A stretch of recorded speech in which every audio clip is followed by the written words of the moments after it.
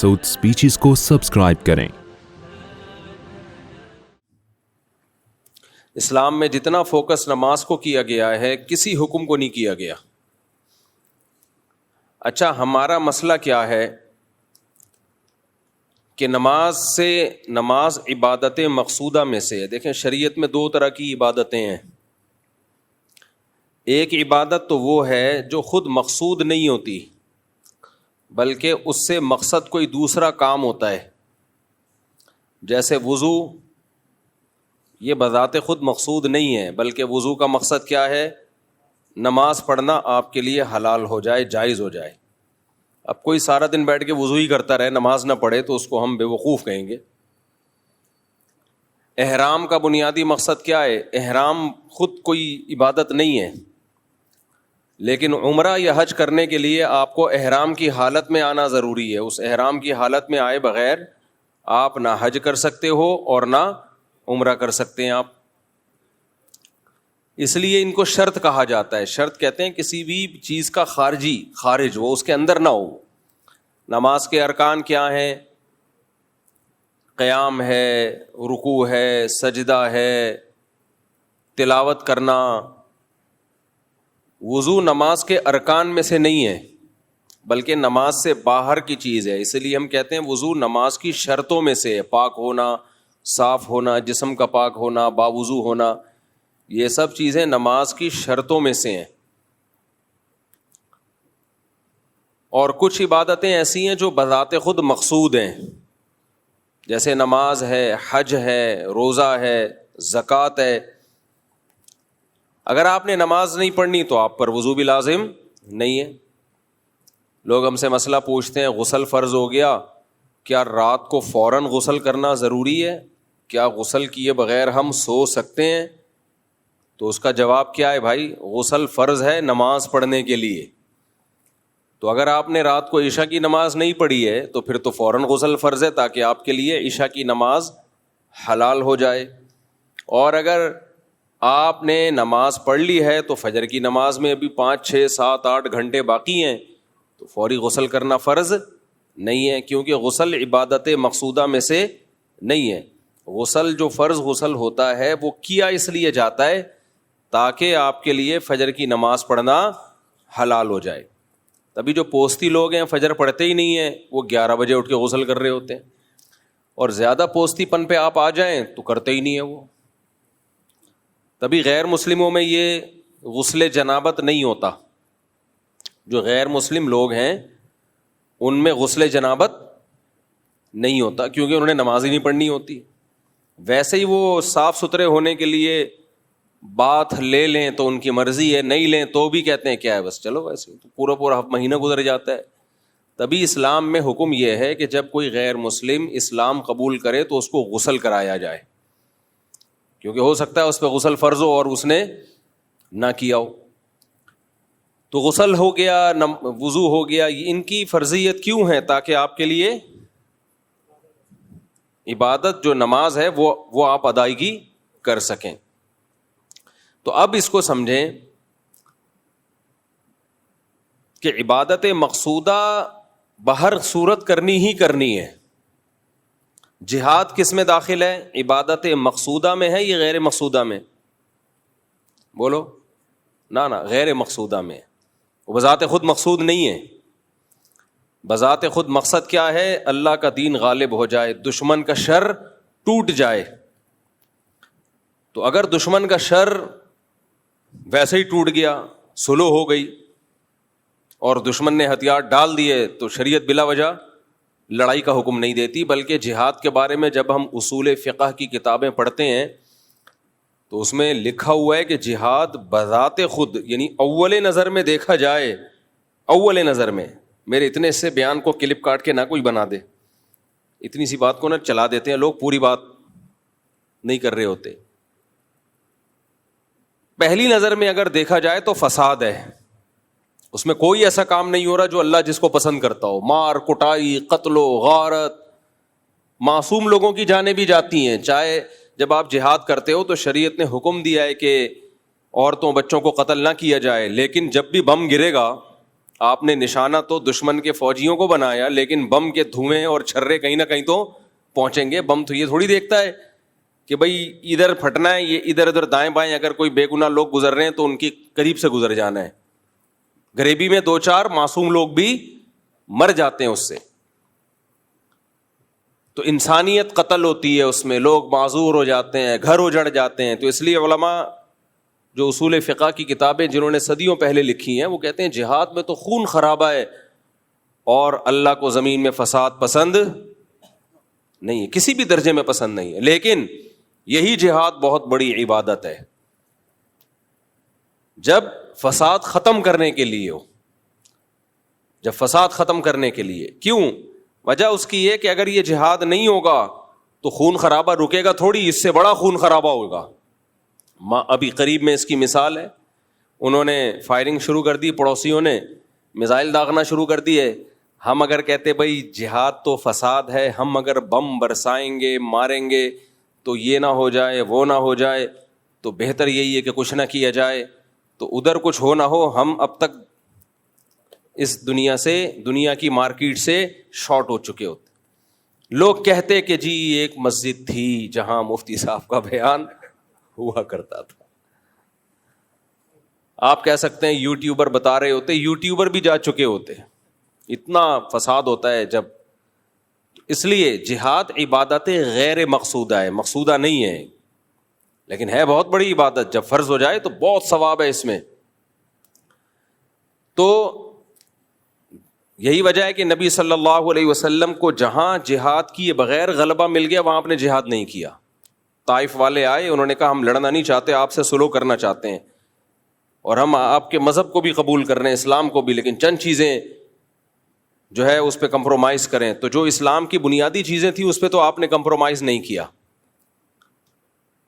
جیسے انہوں نے کہا ہم شراب ہمارے لیے حلال ہوگی, فرمایا نہیں یہ نہیں ہو سکتا, یہ تو اسلام کی بیسک چیزیں ہیں نا, یہ نہیں ہو سکتا. ایک قبیلے سے آپ کا معاہدہ ہوا, انہوں نے کہا کہ ہم جو جزیہ دیں گے لیکن اس کو جزیہ کا نام نہیں دیں گے. تو حضرت عمر نے فرمایا ہم اس کو جزیہ سمجھیں گے, تم اس کو کچھ بھی نام دے دو, نام میں کچھ بھی نہیں رکھا, آپ اس کو کوئی بھی نام دے دو. تو آج ہمارے دینداروں میں ایک مسئلہ یہ بھی ہے کہ وہ ایک چیز کو پکڑ کے بیٹھ جاتے ہیں, یہ نہیں دیکھتے کہ شریعت کا اس سے مقصد کیا تھا. 2 انتہائیں ہیں ہماری سوسائٹی میں. ایک انتہا تو ان اسکالرز کی ہے جنہوں نے دین کا بیڑا ہی غرق کر دیا. انہوں نے جو عبادت مقصودہ تھی اس میں بھی تحریف کر دی. انہوں نے کہا ایکچولی روزے کا حکم تو اصل میں اس لیے تھا کہ تمہارے اندر تقویٰ پیدا ہو. تو ایکچولی وہ صبح سے میں نے چائے نہیں پی, ایک دفعہ بن کے آئی چائے, دوبارہ میں نے بھیجی ہے اس لیے دیر ہو گئی, دوبارہ ڈانٹ کے بھیجی ہے. اس کو چائے بولتے ہیں, وہ میرے بچے نے بنائی چائے, میں نے اس کو چائے بولتے ہیں. اب بنا کے لائے چائے, یہ کٹ کر دینا, بیان سے کٹ کر دینا. وہ ایک میم دیکھی آپ لوگوں نے, ایک میم بڑی آ رہی, مجھے بڑے مزے آتی لگتی ہے. ایک لمبی لمبی پھینک رہا, دوسرا ایسے سڑپے مار کے چائے پی رہا ہے اور ایسے لگ رہا ہے جیسے بہت غور سے اس کی بات سن رہا ہے, اور وہ بڑی لمبی پھینک رہا ہوتا ہے. بھائی ویڈیو نہیں بنائے نا.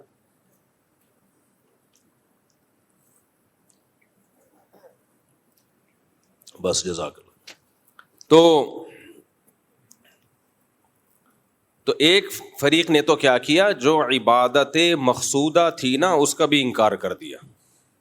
ایک فرقہ ہے وہ نماز کا منکر ہے, وہ کہتے ہیں نماز ہے ہی نہیں اسلام میں. ایکچولی وہ تو اس لیے تھی, منکرین حدیث بھی بہت سے نماز کا انکار کر دیتے ہیں.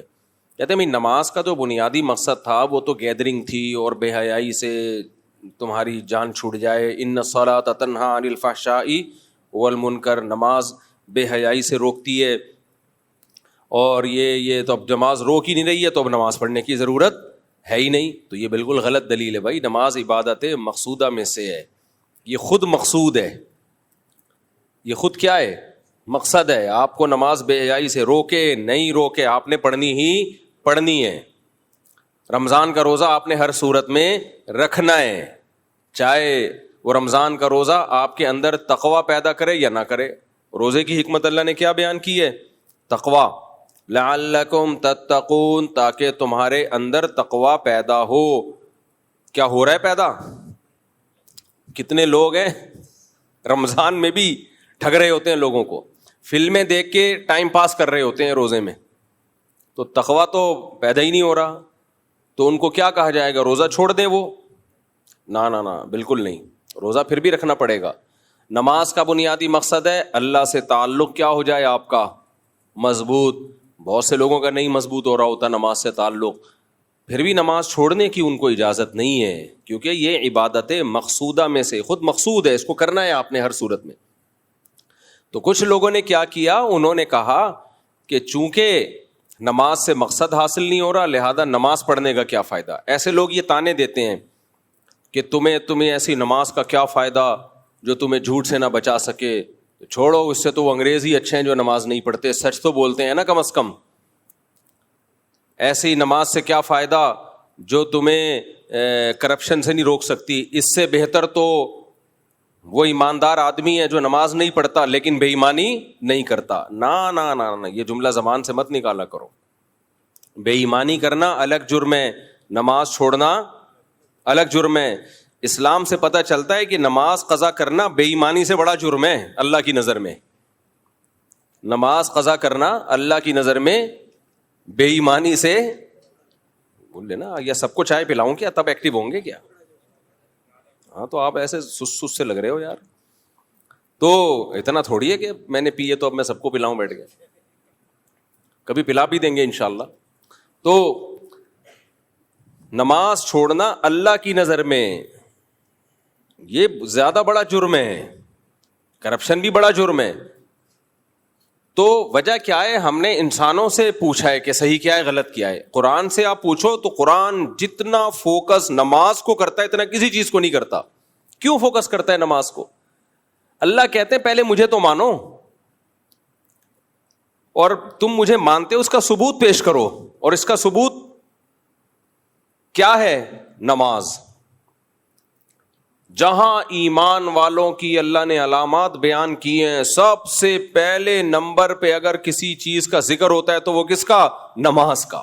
نماز قائم کرتے ہیں, نماز قائم کرتے ہیں, نماز قائم کرتے ہیں. باقی سب چیزیں بعد میں. معاہدوں کی پابندی کرتے ہیں, یہ بھی اگلے نمبر پہ بیان کیا اللہ نے. ایگریمنٹ کو پورا کرتے ہیں, وعدوں کو پورا کرتے ہیں, سچ بولتے ہیں. سب علامتیں بعد میں بیان ہوتی ہیں. اللہ کی نظر میں جب اللہ ایمان والوں کی علامتیں ذکر کرتے ہیں ان میں سب سے پہلے کس کو بیان کرتے ہیں؟ نماز کو. یہاں ایک اشکال ہوگا, بھائی یہ کیا بات ہے, اللہ تعالیٰ نماز کو زیادہ فوکس کر رہے ہیں, بھلے لوگوں کو ٹوپیاں کراتے رہو, جھوٹ بولتے رہو. یہ وجہ نہیں ہے کہ اللہ کو جھوٹ سے نفرت نہیں ہے.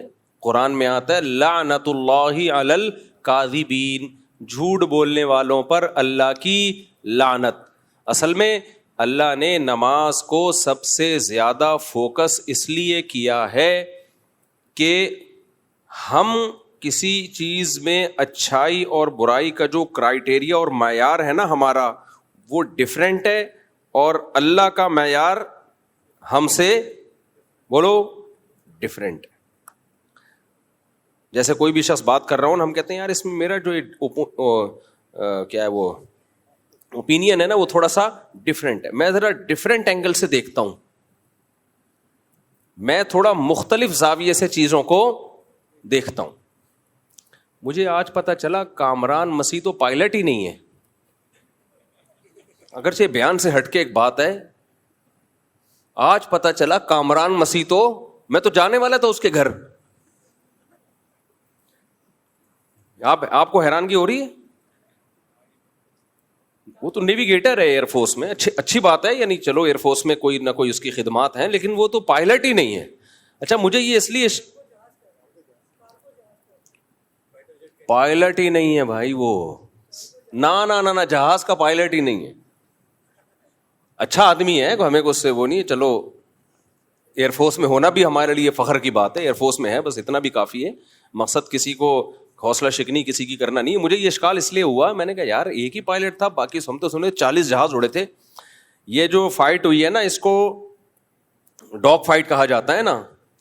دیکھو کتا کیسے لڑتا ہے, وہ مہمان اپنے جو گھر یار یہ ٹاپک چینج ہو جائے گا, اس کو نماز کے بعد سوال جواب کے سیشن میں اس کو نمٹائیں گے ہم اس مسئلے کو, ورنہ یہ سارا بیان میرا جنگ پہ چلا جائے گا. پھر تو لیکن بہرحال مجھے آج مجھے پتا چلا کہ نہیں میں نے جو رپورٹیں طلب کی ہیں وہ بالکل, میں یوٹیوب کی رپورٹ نہیں پیش کر رہا, میرے پاس بھی 2 رپورٹیں ہیں. بیویاں 4 ہیں لیکن رپورٹیں 2 ہیں. تو اچھا خیر, یہ تو پھر ٹاپک چلتا رہے گا زندگی بھر.